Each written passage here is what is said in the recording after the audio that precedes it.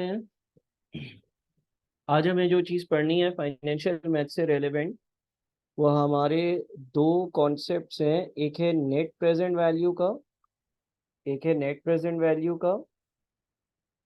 ठीक है कि नेट प्रेजेंट वैल्यू क्या होती है, और दूसरा है इंटरनल रेट ऑफ रिटर्न। पहले हम नेट प्रेजेंट वैल्यू देख लेते हैं कि नेट प्रेजेंट वैल्यू क्या होती है और कैसे कैलकुलेट होती है। इस लेवल पर आप लोगों को नेट प्रेजेंट वैल्यू कैलकुलेट करना आना चाहिए। क्वेश्चन आपसे सिर्फ ये बोलेगा कि भाई एक पर्टिकुलर प्रोजेक्ट की नेट प्रेजेंट वैल्यू कैलकुलेट कर दो। फिर जब आप एडवांस नेट प्रेजेंट वैल्यू पढ़ोगे तो उसमें आपको बाद में ये सिखाया जाएगा कि इस नेट प्रेजेंट वैल्यू का क्या मतलब होता है, नेट प्रेजेंट वैल्यू क्या बताती है। नेट प्रेजेंट वैल्यू कैलकुलेट करने के लिए आप जो काम करते हो वो ये है कि आप present value of cash inflows में से माइनस कर देते हो present value of cash outflows को। ठीक है, ये बड़ा सिंपल सा काम आपने करना होगा। आपके जो सवाल आएंगे उन सवालों में आपको सिर्फ इतना कहा जाएगा कि आप नेट प्रेजेंट वैल्यू कैलकुलेट करो, तो आप present value of cash inflows में से प्रेजेंट कैश आउटफ्लोज को माइनस करोगे, दैट्स इट। फिर वक्त बस इतना सीख लो कि नेट प्रेजेंट वैल्यू कैसे कैलकुलेट करनी है। दूसरी बात ये याद रखना कि कभी भी आपकी एनपीवी यानी कि नेट प्रेजेंट वैल्यू का जो आंसर है, आपकी एनपीवी या नेट प्रेजेंट वैल्यू का जो आंसर है वो अगर पॉजिटिव आएगा तो आप इन्वेस्टमेंट करोगे, और अगर किसी भी प्रोजेक्ट की नेट प्रेजेंट वैल्यू या एनपीवी का आंसर नेगेटिव आएगा, अगर किसी भी प्रोजेक्ट की एनपीवी का आंसर नेगेटिव आएगा तो आप इन्वेस्टमेंट नहीं करोगे। ये रूल याद रखना। नेट प्रेजेंट वैल्यू क्या है? Present value of cash inflows minus present value of cash outflows. अगर एनपीवी का आंसर पॉजिटिव आएगा इन्वेस्टमेंट करोगे, अगर एनपीवी का आंसर नेगेटिव आएगा इन्वेस्टमेंट नहीं करोगे। ये रूल याद रखना। सही है। अब एक बिल्कुल बेसिक सी एग्जांपल लेते हैं। लेट से आपको जो डिस्काउंटिंग का रेट दिया हुआ है वो 10% दिया हुआ है। लेट से आपको डिस्काउंटिंग का जो रेट दिया हुआ है वो 10% दिया हुआ है। आप एक प्रोजेक्ट परस्यू करना चाहते हो, आप एक प्रोजेक्ट अंडरटेक करना चाहते हो, कोई बिजनेस करना चाहते हो या कोई और काम करना चाहते हो जिसमें आपके पास यह नंबर 0 है, यह नंबर 1 है और यह नंबर 2 है। यह नंबर 0 है, यह नंबर 1 है और यह नंबर 2 है। इस प्रोजेक्ट के जो है ना कुछ कैश फ्लोज हैं। इस प्रोजेक्ट के कुछ कैश फ्लोज हैं। कैश फ्लोज कुछ इस तरह के हैं कि यह नंबर 0 पर आप जो है ना इस प्रोजेक्ट में इन्वेस्टमेंट करोगे। ठीक है, इस प्रोजेक्ट के कुछ कैश फ्लोज हैं, और कैश फ्लोज कुछ इस तरह के हैं कि यह नंबर 0 पर आप प्रोजेक्ट में कुछ पैसा लगाओगे। मिसाल के तौर पर 5,000 रुपया लगाओगे, 5,000 रुपया इन्वेस्ट करोगे। आपकी जेब से 5,000 रुपया जा रहा होगा, और जब आपकी जेब से पैसा जा रहा होगा ना उसको हम कैश आउटफ्लो कहते हैं। कैश आउटफ्लो जो यहाँ पे लिखा हुआ है present value of cash outflows.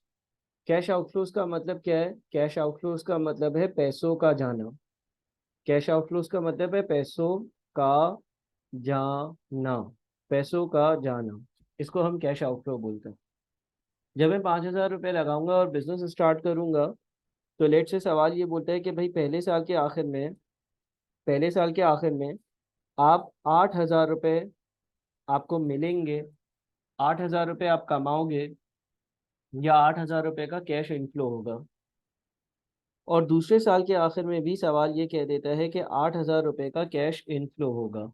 Cash inflow का मतलब ये है कि जिस बिजनेस में पैसे लगाए थे उस बिजनेस को करने के बाद जो पैसे आए, यानी कि ये है आपका पैसों का आना। ये है आपका पैसों का आना।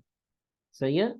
आपने एक बिजनेस में आज 5,000 रुपये लगाए, एक साल बाद 8,000 और 2 साल बाद दूसरे साल के आखिर में भी 8,000 रुपये आपको मिलेंगे। अब क्वेश्चन ये बोलता है कि इसकी नेट प्रेजेंट वैल्यू कैलकुलेट करो, तो आप हर साल का सबसे पहले तो डिस्काउंट फैक्टर कैलकुलेट करोगे। आप हर साल का सबसे पहले डिस्काउंट फैक्टर कैलकुलेट करोगे। डिस्काउंट फैक्टर कैसे कैलकुलेट होगा? डिस्काउंट फैक्टर कैलकुलेट करने का फॉर्मूला है 1/1 + i⁻n। डिस्काउंट फैक्टर कैलकुलेट करने का फॉर्मूला है 1/1 + i⁻n। तो अगर पहला डिस्काउंट फैक्टर कैलकुलेट करें जो कि ये नंबर 0 का है, तो वो हो जाएगा 1/1 + 10% पावर 0, यानी कि 1 हो जाएगा। दूसरा हो जाएगा आपके पास 1/1 + 10% पावर 1, यानी कि 0.909 हो जाएगा। और तीसरा डिस्काउंट फैक्टर आपके पास 1/1 + 10% पावर 2, यानी कि 0.826 हो जाएगा। ठीक है, ये आपके पास तीन डिस्काउंट फैक्टर्स आ जाएंगे। पहला 1/1 + 10% पावर 0, दूसरा 1/1 + 10% पावर 1, और तीसरा वाला 1/1 + 10% पावर 2। और ये तीनों डिस्काउंट फैक्टर जो है वो आप यहाँ पर लिख दोगे, पहला, ये दूसरा, और ये तीसरा। अब आप कैश फ्लोज को डिस्काउंट फैक्टर से मल्टीप्लाई करोगे तो आपकी प्रेजेंट वैल्यू आ जाएगी। -5000 मल्टीप्लाइड बाई 1, -5000। उसके बाद इसी तरह से 8000 इंटू 0.909 और 8000 इंटू 0.826। तो 8000 इंटू 0.909 जो है वो बन जाता है 7272 और 8000 मल्टीप्लाइड बाई 0.826 जो है वो बन जाता है 6608। अच्छा, यहाँ पर ये याद रहे कि ये जो 5000 है ना, ये present value of cash outflow है, और ये दोनों जो है ये present value of cash inflows है। तो अगर आपने नेट प्रेजेंट वैल्यू कैलकुलेट करनी है, तो present value of cash inflows का जो टोटल है, जो कि बन रहा है 13880, अगर मैं 7272 और 6608 को ऐड करता हूँ, तो ये टोटल जो है ना ये बनता है 13880।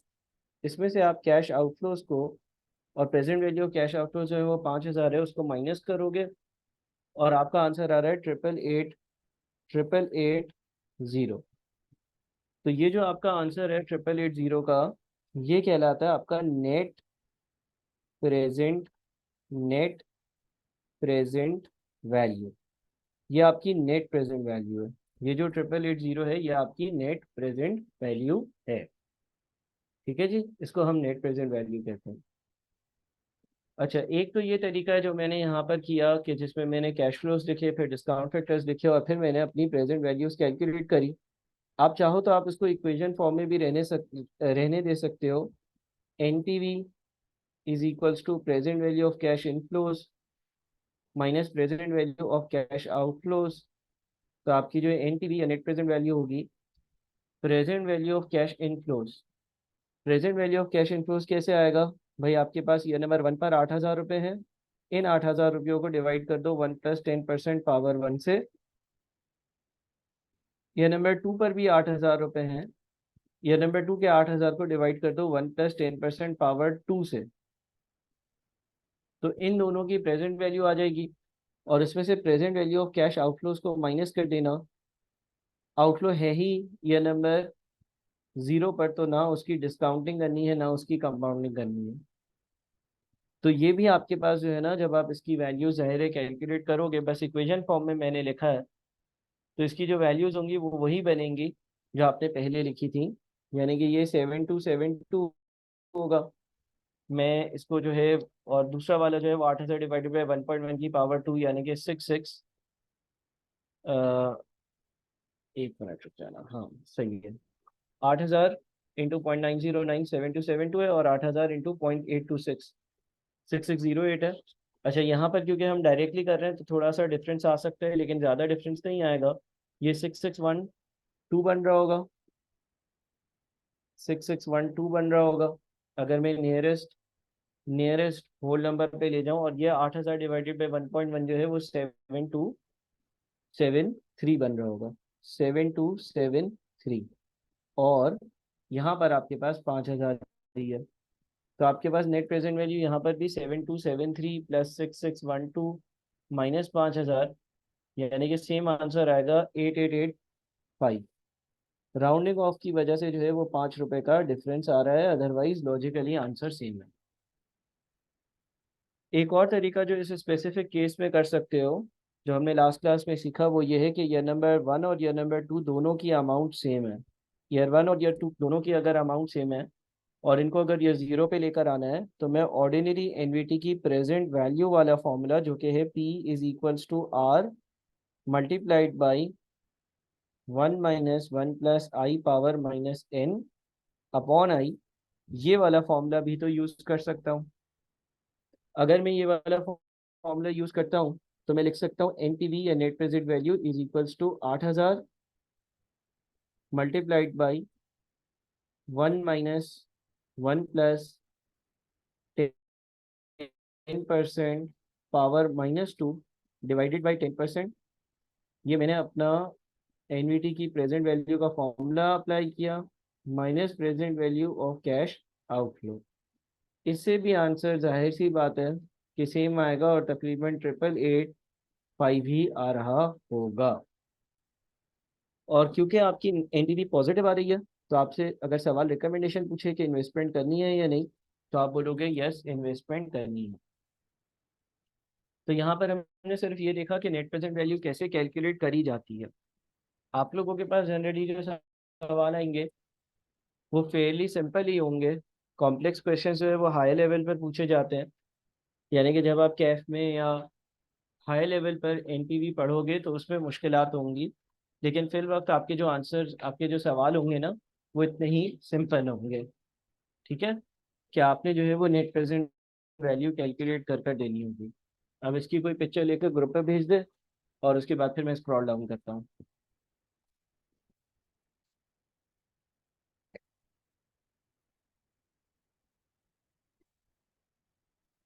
सही है, भेज दी।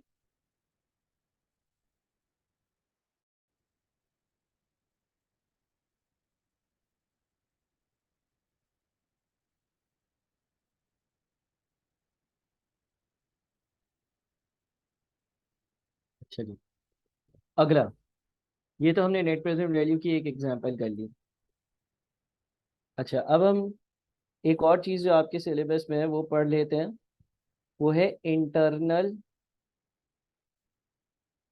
Rate of return. ठीक है,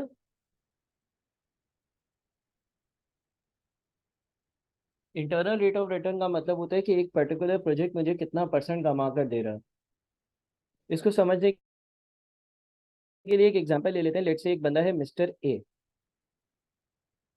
मिस्टर ए जो है ना, वो एक बैंक के पास गया और उसने उस बैंक से जो है ना एक लोन लिया।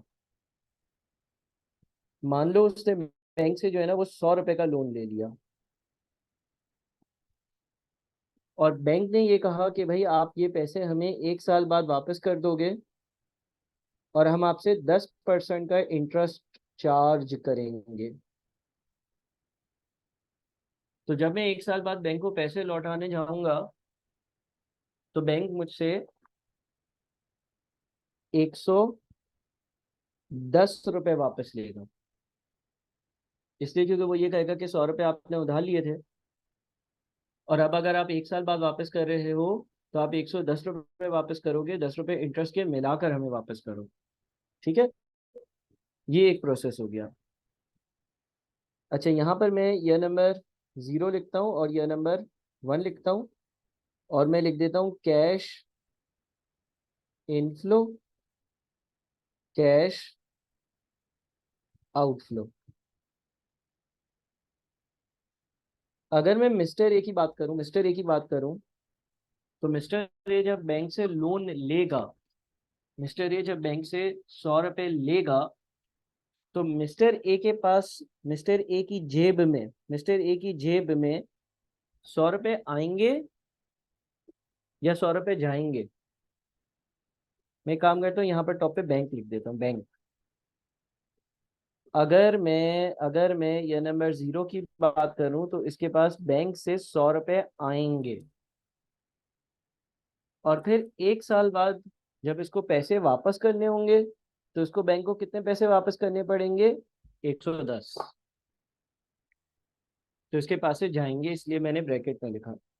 अच्छा, मिस्टर ए ने क्या किया, मिस्टर ए ने जैसे ही बैंक से पैसे लिए ना, 100 रुपए, जैसे ही बैंक से 100 रुपए लिए, इसने ये 100 रुपए एक पर्टिकुलर प्रोजेक्ट में इन्वेस्ट कर दिए, कहीं पर इन्वेस्टमेंट कर दी, ज्वेलरी ले ली, करेंसी ले ली, गाड़ी ले ली, कोई बिजनेस कर लिया, लेकिन इसने लेट से किसी कंपनी के शेयर्स ले लिए, 100 रुपए की कोई चीज ले ली।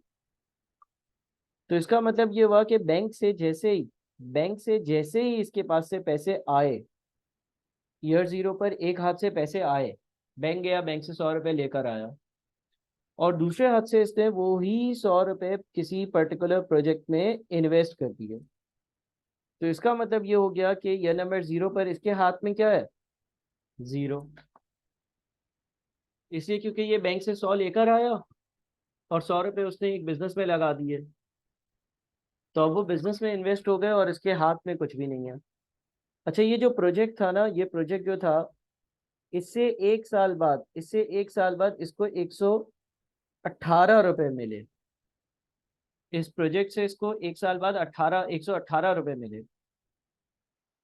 यानी कि मिसाल के तौर पे तुम यूं समझ लो, यह नंबर जीरो पर इसने 100 रुपए की कोई चीज खरीदी थी, यह नंबर वन पर इसने वही चीज 118 की हुई तो इसने बेच दी।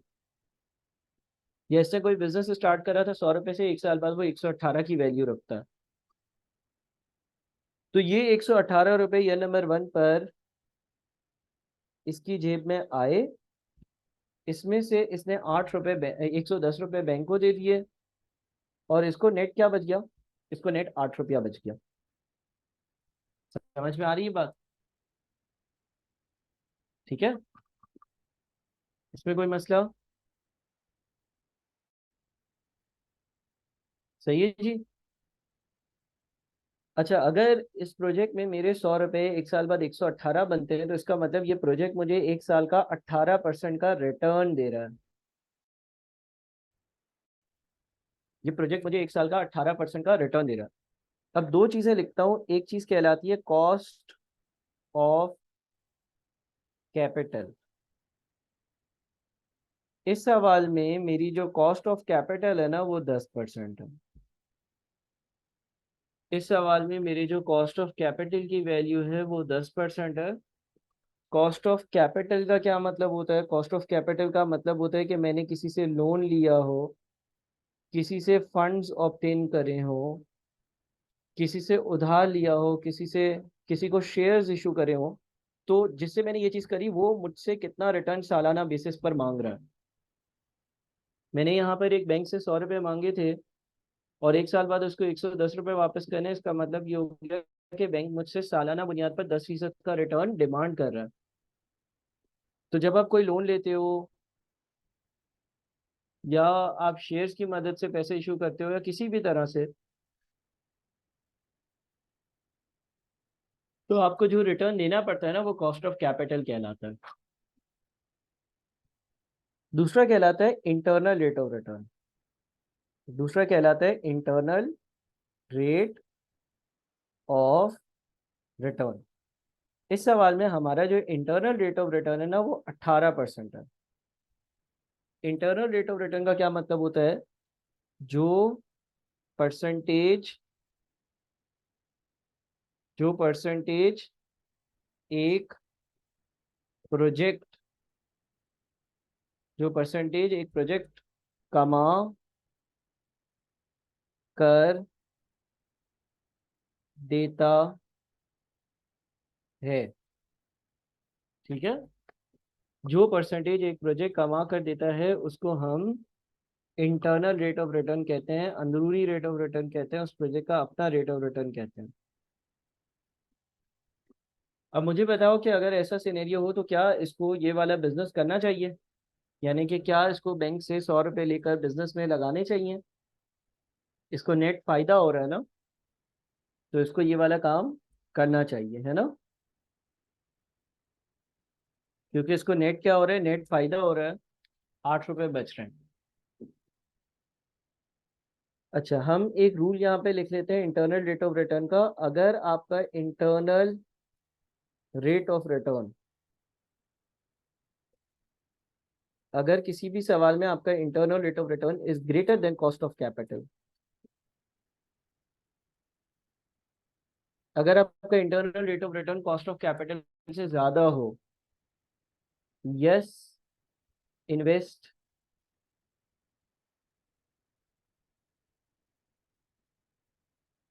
In the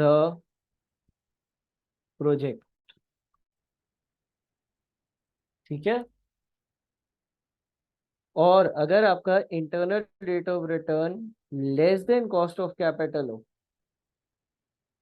cost of capital से कम हो, तो आप लिख दो no, don't invest in the project. तो फिर आपको इन्वेस्ट करने की जरूरत नहीं है, फिर आप इन्वेस्ट नहीं करोगे। ठीक है। तो दो चीजें हैं, अगर आपका internal rate of return cost of capital से ज्यादा है, जिस तरह से हमारी एग्जांपल में इंटरनल रेट ऑफ रिटर्न 18% था और कॉस्ट ऑफ कैपिटल 10 था, तो हम इन्वेस्टमेंट करेंगे। लेकिन अगर इंटरनल रेट ऑफ रिटर्न कम है और कॉस्ट ऑफ कैपिटल ज़्यादा है, तो आप इन्वेस्टमेंट नहीं करोगे। क्या ये बात समझ में आती है?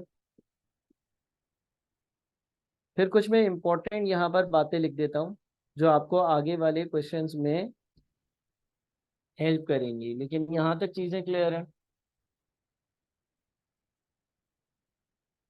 देखो मैं लिखता हूँ, पहली चीज,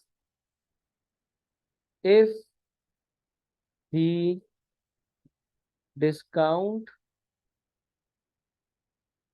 rate to calculate net present value increases, if the discount rate to calculate NPV increases, NPV will decrease and vice versa।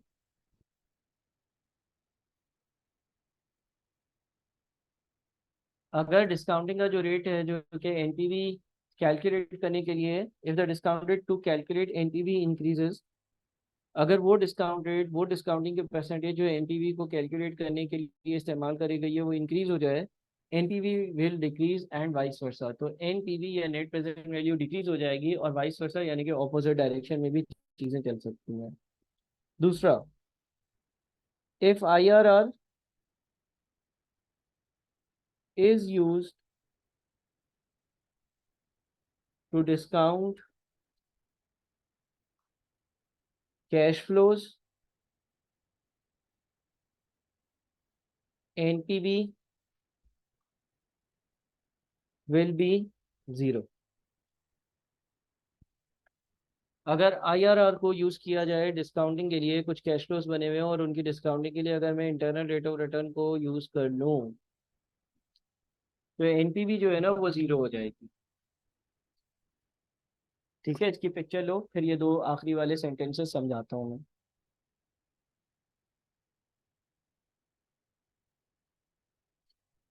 सही है।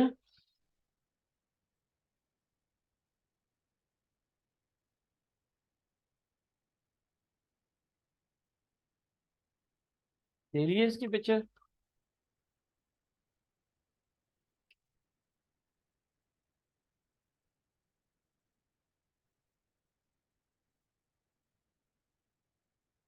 अच्छा, अब जरा ये जो दो बातें मैंने लिखी है ना, इसको बड़े गौर से मैं समझाता हूँ। लेट्स से आपके पास ये नंबर 0 है, 1 है, 2 है, कैश फ्लोज है, डिस्काउंट फैक्टर्स हैं, प्रेजेंट वैल्यू है। इसी तरह से ये नंबर 0 है, 1 है, 2 है, कैश फ्लोज है, डिस्काउंट फैक्टर है, प्रेजेंट वैल्यूज है। पहले वाले केस में आप 100 रुपये लगाओगे, पहले साल के आखिर में आपको 60 और दूसरे साल के आखिर में 55 मिलेंगे। और यही काम यहाँ पर भी करते हैं, 100, 60, 55। अब अगर 8% का डिस्काउंट फैक्टर है, 8% है, तो पहला डिस्काउंट फैक्टर होगा 1/1 प्लस 8% पावर 0। दूसरा होगा 1/1 प्लस 8% पावर 1। तीसरा होगा 1/1 प्लस 8% पावर 2। ठीक है। अब पहला 1 बनता है, दूसरा जो है वो 1/1.08 यानी कि 0.926 बनता है, और तीसरा वाला 1/1.08 पावर 3 यानी कि 0.794 बनता है। इसको हम मल्टीप्लाई करते हैं, ये -100 होगा। फिर 60 मल्टीप्लाइड बाई 0.926 जो है वो 55.56 होगा। फिर 55 इंटू 0.794 जो है वो 43.67 होगा।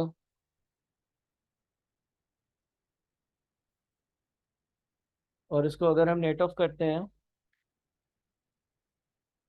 तो ये बन रहा है 0 पॉइंट कितना आता है, 43.67।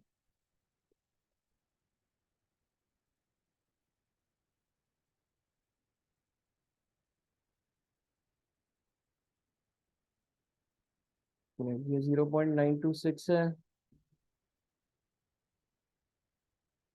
सॉरी ये 0.857 है ना।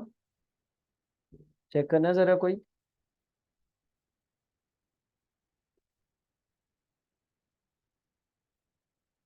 और ये वैल्यू चेंज हो जाएगी, ये है 47.14।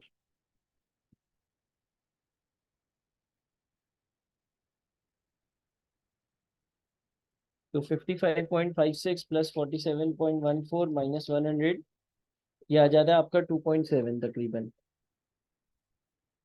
अब जरा एक काम करो, कैश फ्लो सेम रखते हैं और डिस्काउंट फैक्टर जो है ना उसको चेंज करके 12% करते हैं।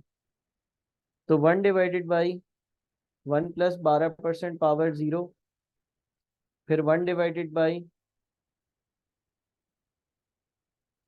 प्लस 12% पावर 1, फिर 1/1 प्लस 12% पावर 3। तो ये 1 आ जाएगा। अगला हो जाएगा हमारा 0.893, और इससे अगला हमारा हो जाएगा 0.712।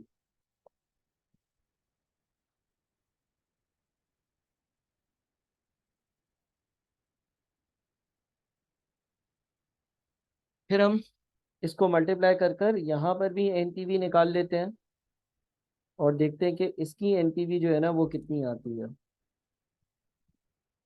तो -100 इंटू 1, -100, उसके बाद 60 इंटू 0.893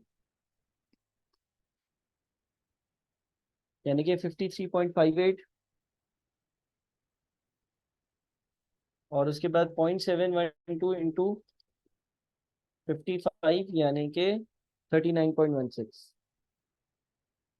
इसको नेट ऑफ करते हैं तो 39.16 प्लस 53.58 माइनस 100,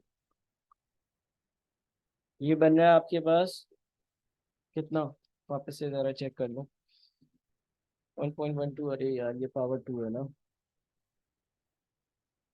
1/1 की पावर 2, ये 0.797 है, सॉरी। और इसलिए ये कितना है, 55 से मल्टीप्लाई करो, 0.797 इंटू 55, 43.84 है। और इन दोनों को ऐड किया, उसमें से 100 माइनस किया, तो तकरीबन -2.6 आ रहा है। ठीक है। तो एक प्रॉपर्टी हमने अभी पढ़ी थी, एक प्रॉपर्टी हमने पढ़ी थी कि इफ डिस्काउंट रेट इंक्रीजेस, यानी कि जैसे जैसे डिस्काउंट रेट इंक्रीज होगा, मिसाल के तौर पर 8% से चला गया 12% पर, एनपीवी डिक्रीजेस या नेट प्रेजेंट वैल्यू डिक्रीजेस, जो नेट प्रेजेंट वैल्यू थी वो डिक्रीज हो गई और वो 2.7 के पॉजिटिव से नेगेटिव 2.6 पर आ गई। सही है।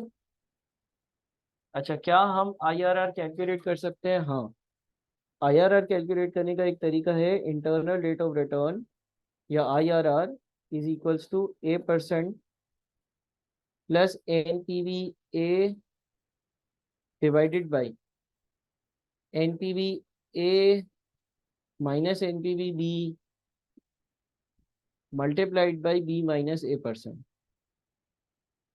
तो यहाँ पर आपके पास दो एनपीवीज भी हैं और दो डिस्काउंट फैक्टर्स भी हैं। पहला डिस्काउंट फैक्टर आपके पास क्या है? 8%। और इसकी एनपीवी क्या है? 2.7। तो ये ए कर देता है, यानी कि ये एनपीवी ए और डिस्काउंट फैक्टर ए होगा। दूसरा डिस्काउंट फैक्टर क्या है? 12%।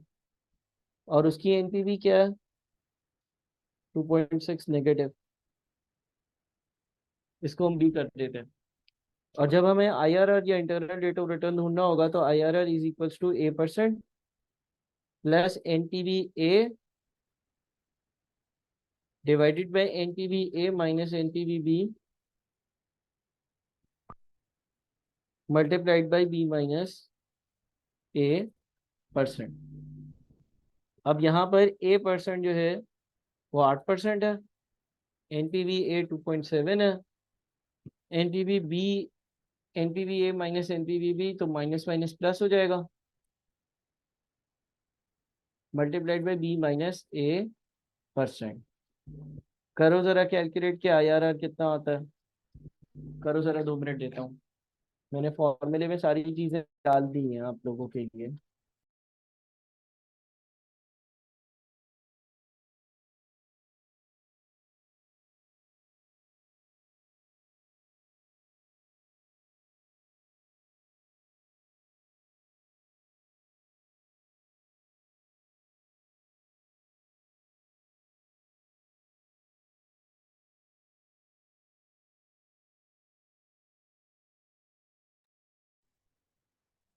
इसका अगर आप आंसर देखोगे ना तो आपका आंसर जो है वो 10% आ रहा होगा। आपका जो आंसर है ना वो 10% आ रहा होगा, आपका आंसर 10% आ रहा होगा। सही है। 0.100 आ रहा है तो परसेंटेज में कन्वर्ट करने के लिए 10 से मल्टीप्लाई कर दो, यानी कि 10% हमारा इंटरनल रेट ऑफ रिटर्न है। यानी कि ये प्रोजेक्ट हमें कितना कमा कर दे रहा है? ये प्रोजेक्ट हमें 10% कमा कर दे रहा है। इसकी पिक्चर ले लो, फिर मैं स्क्रॉल डाउन करूँ। इसकी पिक्चर ले लो, फिर मैं स्क्रॉल डाउन करूँ।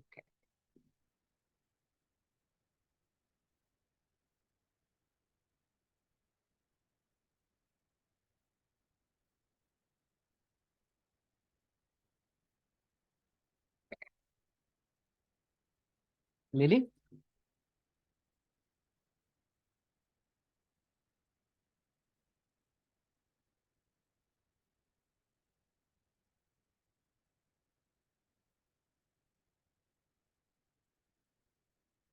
ले ली पिक्चर? सही है। अच्छा, अब एक आखिरी बात वो ये है कि हमने एक और प्रॉपर्टी पढ़ी थी, if I R R is used as a discount rate for NPV calculation, NPV is equals to 0। अगर कभी आपने आईआरआर, किसी प्रोजेक्ट का जो आईआरआर है उसको डिस्काउंटिंग के लिए यूज किया तो एनपीवी 0 आएगी। जिस तरह से हमारे पास ऊपर जो सवाल था, इस सवाल के कैश फ्लोज क्या थे? आज आप 100 रुपये इन्वेस्ट कर रहे थे, एक साल बाद आपको 66, दूसरे साल के बाद आपको 55 मिल रहे थे।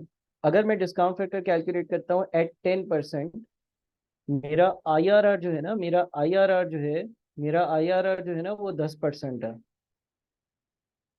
तो अगर मैं 10% के हिसाब से सारे डिस्काउंट फैक्टर कैलकुलेट करता हूँ तो डिस्काउंट फैक्टर्स होंगे 1, 0.909 और 0.826। और फिर मैं प्रेजेंट वैल्यूज निकालता हूँ। तो -100 इंटू 1 इज -100। इसी तरह से 60 इंटू 0.909 जो है वो बन जाता है आपका 54.54। और 55 मल्टीप्लाइड बाई 0.826 आपका बन जाता है 45.43। और इन सबको जब हम नेट ऑफ करते हैं तो ये हमारे पास बन रहा है तकरीबन जीरो। तो ये बात भी सही है कि अगर किसी प्रोजेक्ट का आईआरआर यूज किया जाए डिस्काउंटिंग के लिए तो जो आंसर आता है ना वो जीरो आता है। अच्छा, अब इस सवाल को सॉल्व करने का एक और तरीका है। देखो हमारे पास सवाल है कि आईआरआर ढूंढो या इंटरनल रेट ऑफ रिटर्न ढूंढो अगर एक प्रोजेक्ट है और उस प्रोजेक्ट में आज 100 रुपये लगाने होंगे, 1 साल बाद 60 मिलेंगे और मजीद 1 साल बाद 55 मिलेंगे। ठीक है, ये आपके पास सवाल है। आईआरआर कैलकुलेट करो। अगर एक प्रोजेक्ट में आज 100 रुपये लगाने पड़ेंगे, पहले साल के आखिर में 60 और दूसरे साल के आखिर में 55 मिलेंगे, यानी कि ऊपर वाला ही सवाल है। ऊपर वाला ही सवाल है। अब इसको करने का मेथड नंबर 2 क्या है? एक तो मेथड था ऊपर जो हमने फॉर्मूला डिस्कस किया, ठीक है ना। मेथड नंबर 2, देखो मेथड नंबर 1 क्या था? मेथड नंबर 1 ये था कि अगर आपके पास दो एनपीवी और दो आईआरआर हों, दो नेट प्रेजेंट वैल्यूज हों और उनके दो डिस्काउंट रेट्स हों, तो आप ये फॉर्मूला यूज़ कर सकते हो। ये फॉर्मूला कब यूज़ करोगे? फॉर्मूला तब यूज़ करोगे जब आपके पास दो मुख्तलिफ डिस्काउंट फैक्टर्स और उन दोनों मुख्तलिफ डिस्काउंट फैक्टर्स की नेट प्रेजेंट वैल्यूज मौजूद हों। तो आप फॉर्मूले में सारी चीज़ें इनपुट करोगे और फॉर्मूला आपको आईआरआर बता देगा। एक और तरीका ज़रा यहाँ पे देख लेते हैं, और वो तरीका ये है कि हम एज्यूम कर लें हम एज्यूम कर लें क्या एज्यूम कर लें? हम एज्यूम कर लें कि आईआरआर जो है ना, हम एज्यूम कर लें कि जो आईआरआर है वो है एक्स। ठीक है, तो अब हमें एक प्रॉपर्टी पता है कि if IRR is used as a discount rate for NTV calculation, NTV is equals to 0। इसके हिसाब से NTV जो है ना वो किसके बराबर होती है? Present value of cash inflows minus present value of cash outflows. अगर इंटरनल रेट ऑफ रिटर्न को as a discount factor use किया जाएगा तो एनपीवी जीरो आएगी। और हम एज्यूम करें कि हमारा आईआरआर है एक्स, तो ये हो जाएगा zero is equals to present value of cash inflows. Present value of cash inflows का मतलब हो गया 60 डिवाइडेड बाई 1 प्लस एक्स की पावर 1 और 55 डिवाइडेड बाई 1 प्लस एक्स की power 2 minus present value of cash outflows. Cash outflows की present value है ही जीरो। और इस इक्वेशन को मैं सॉल्व कर लूँ। अब जो 100 है वो लेफ्ट साइड पर आएगा, तो 100 is equals to 60 divided by 1 plus X और 55 डिवाइडेड बाई 1 प्लस एक्स की पावर 2। सर इसको कैसे सॉल्व करेंगे? आपको मैंने एक वीडियो देखने का बोला था, using calculator to solve simultaneous equations, to solve equation, sorry simultaneously normal equations ना। तो उस अगर वीडियो को देखोगे तो उस वीडियो में हमने ये डिस्कस किया है कि किस तरह से इस तरह के सवालात सॉल्व करने हैं। ठीक है, एक वीडियो है जिसमें आपके पास इक्वेशन सॉल्व करने की वीडियो है कि इक्वेशंस को किस तरह से टाइप कर कर और सॉल्व करना है। तो अगर किसी ने वो वीडियो नहीं देखी है तो बाद में देख लेना। अदरवाइज अगर कोई इसको सॉल्व करेगा तो इसका आंसर 10% ही आएगा। और अगर मैन्युअली थोड़ा सा इसको सिंप्लीफाई करना चाहते हो तो सिंप्लीफाई भी कर सकते हो। दोनों साइड्स को 5 से डिवाइड कर दो, चीज़ें थोड़ी सी आसान हो जाएंगी। लेकिन वैसे आपने कैलकुलेटर यूज़ करना। कैलकुलेटर पर ये इक्वेशन टाइप कर कर अगर सॉल्व करोगे तो आपका आंसर जो है वो 10% ही आ रहा होगा। आपका आंसर जो है वो कैलकुलेटर वाले तरीके से भी 10% ही आएगा। आप कैलकुलेटर का इस्तेमाल कर कर अगर कैलकुलेशंस करोगे तो आपका आंसर 10% ही आ रहा होगा। सही है। अच्छा, फिर एक और एग्जांपल कर लेते हैं। लेट से एक सवाल आपको ये बोलता है, एक सवाल आपको ये बोलता है कि एक प्रोजेक्ट है जिसमें आज मैं कुछ पैसे इन्वेस्ट करूंगा। अब कितने इन्वेस्ट करूंगा ये नहीं बताया गया। बोले हुआ एक प्रोजेक्ट है, उसमें मैं आज जो है ना वो X रुपीज इन्वेस्ट करूंगा। फिर सवाल में ये लिखा हुआ कि पहले साल के आखिर में यहाँ से 60 और दूसरे साल के आखिर में यहाँ से 55 मिलेंगे। सवाल में डिस्काउंट रेट भी दिया हुआ। यस, चलो डिस्काउंट रेट नहीं दिया हुआ क्योंकि हमें IRR कैलकुलेट करना है, ये इन्फॉर्मेशन दी हुई है। या चलो मैं थोड़ा सा सवाल को चेंज करता हूँ। अच्छा, उसके बाद हमें NPV दी हुई है। फॉर एग्जाम्पल लेट से NPV जो है ना वो दी हुई है, ये आ रहा है 2.7। ठीक है। अब जरा सवाल को जरा गौर से सुनो। देखो सवाल जो है ना उसमें डिस्काउंट फैक्टर दिया हुआ है। उसमें आपके पास कैश आउटफ्लो ईयर नंबर 0 का नहीं दिया हुआ, ईयर 1 और ईयर 2 का 60 और 55 दिया हुआ। NPV भी दी हुई है और आपको ये बताना है कि ये जो अननोन अमाउंट है, ये जो एक्स है ना, ये कितना होगा। तो अब इसको सॉल्व करने के दो तरीके हो सकते हैं। मेथड नंबर वन ये है कि मैं लिखूं net present value is equals to present value of cash inflows minus present value of cash outflows. फिर मैं लिखूं मेरी NPV जो है वो 2.7 है, तो 2.7 is equal to present value of cash inflows. Present value of cash inflows का क्या मतलब हो गया, 60 डिवाइडेड बाई 1 + 10% पावर 1 और 55 डिवाइडेड बाई 1 + 10% पावर 2। और present value of cash outflow क्या हो गया, जो पैसे आपने लगाए हैं वही तो हमें ढूंढने हैं, वो हमारे पास अननोन है। तो हम इस तरह से जो है वो एक्स की वैल्यू ढूंढ सकते हैं। ये रेयर केसेस में होगा लेकिन ऐसा हो सकता है, तो हमने डिस्कस कर दिया।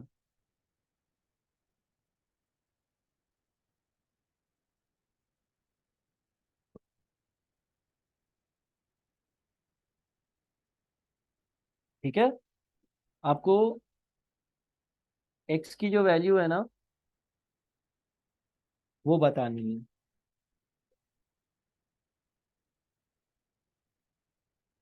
अच्छा, मैं एक काम करता हूँ, थोड़ा सा सवाल में स्लाइड सा चेंज कर लेता हूँ। मैं कह देता हूँ कि NPV जो आ रही थी ना वो 0 आ रही थी, चलो यूं कर लेते हैं। NPV जो आ रही थी ना वो 0 आ रही थी, ये थोड़ा सा स्लाइड सा चेंज कर लो।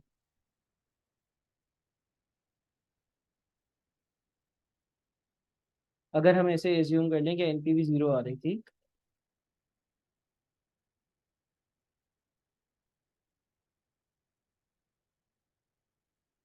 तो ये जब सॉल्व करोगे तो आपके पास ये बन रहा है 0 इज इक्वल्स टू